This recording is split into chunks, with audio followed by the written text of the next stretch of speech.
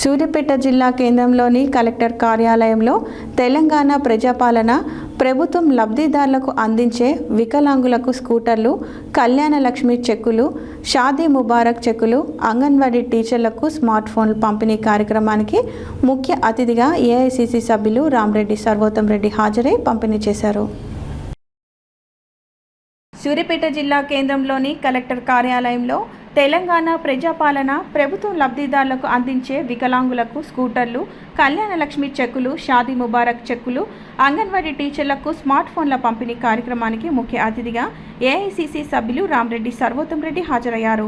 ఈ సందర్భంగా చెక్కులు పొందిన లబ్ధిదారులు కాంగ్రెస్ ప్రజాపాలన ప్రభుత్వానికి కృతజ్ఞతలు తెలియజేశారు. ఈ కార్యక్రమంలో అధికారులు, లబ్ధిదారులు, ప్రజాప్రతినిధులు పాల్గొన్నారు.